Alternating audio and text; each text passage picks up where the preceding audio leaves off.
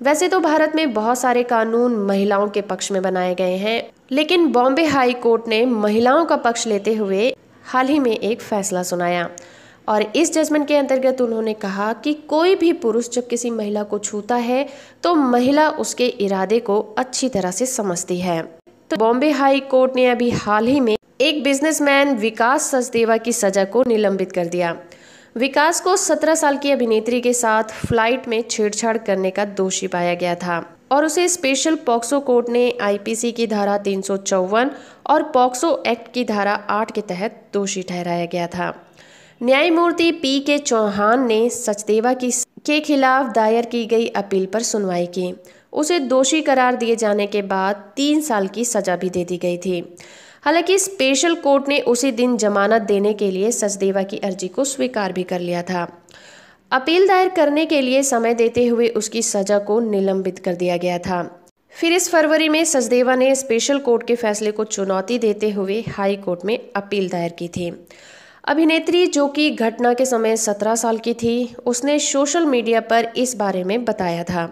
उसने ये बताया कि जब वो दिल्ली से मुंबई जा रही थी, एयर विस्तारा की फ्लाइट में सोने की कोशिश कर रही थी। उस समय सचदेवा लगातार उनकी पीठ और गर्दन पर अपना पैर रगड़ रहा था। उसने ये भी बताया कि उसने घटना के बारे में फ्लाइट के स्टाफ को सूचित भी किया था, पर उसके बावजूद उसने उनकी मदद नहीं की थी। सचदेवा की ओर से पेश हुए वकील ने कहा कि चालक दल ने आरोपी को पूरी यात्रा के दौरान सोते हुए पाया था और इस तरह की कोई घटना नहीं देखी गई थी।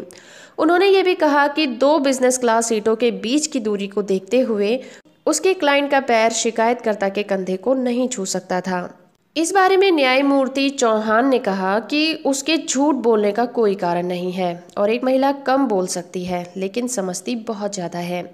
वो महिलाओं के लिए एक स्वाभाविक उपहार है जो कि वो स्पर्श को समझ लेती हैं। हो सकता है एक आदमी ना समझ सके, लेकिन एक महिला को जब कोई व्यक्ति छूता है तो वो उसके इरादे को अच्छी तरह से समझ जाती है। वो केवल एक पीड़िता ही है जो कि आरोपी व्यक्ति की आपराधिक मनस्थिति के बारे में बता सकती है। उसके बाद न्यायमूर्ति चौहान ने सचदेवा के वकील से पूछा कि आप बिजनेस क्लास में यात्रा करते थे, जहां आपके पास बहुत सारी जगह होती है, फिर किसी और के आर्म रेस्ट पर अपने पैर क्यों रखे गए? निकम ने आगे कहा कि ना तो शिकायतकर्ता और ना ही उसकी मां ने चालक दल के सदस्यों से शिकायत की और वास्तव में मुस्कुराते हुए फ्लाइट से बाहर चली गई थी। कोर्ट ने इसका जवाब दिया और कहा कि ये गणित नहीं है। इस तरह की स्थिति का सामना करने पर एक महिला को कैसा व्यवहार करना चाहिए या फिर कैसी प्रतिक्रिया देनी चाहिए, इसके लिए अभी तक कोई फार्मूला नहीं बनाया गया है। न्यायमूर्ति चौहान ने यह भी कहा कि हर एक महिला स्थानीय ट्रेन या फिर बसों में ऐसी घटना का शिकार होती रहती है। उसके बाद कोर्ट ने कहा कि अपील की सुनवाई जल्द समाप्त होने की संभावना बिल्कुल नहीं है और ना ही सजा कम है और दी गई सजा भी बहुत कम है, इसलिए उसे निलंबित किया जा सकता है। इसलिए अपील की सुनवाई होने तक सजा को निलंबित कर दिया गया है। सचदेवा को 25-25 हजार रुपए के 2 जमानती पेश करने का निर्देश दिया गया है। साथ ही ये भी कहा गया है कि सेशन कोर्ट की बिना अनुमति के वो बम्बई छोड़कर बाहर नहीं जा सकता। तो आई होप फ्रेंड्स कि ये जानकारी आपको पसंद आई होगी। अगर आपको ये वीडियो अच्छा लगा है तो आप इस वीडियो को लाइक और शेयर जरूर करिएगा। चैनल पर नए हैं तो चैनल को सब्सक्राइब कर लीजिए, साथ में ऑल नोटिफिकेशन बटन को भी ऑन कर दीजिए।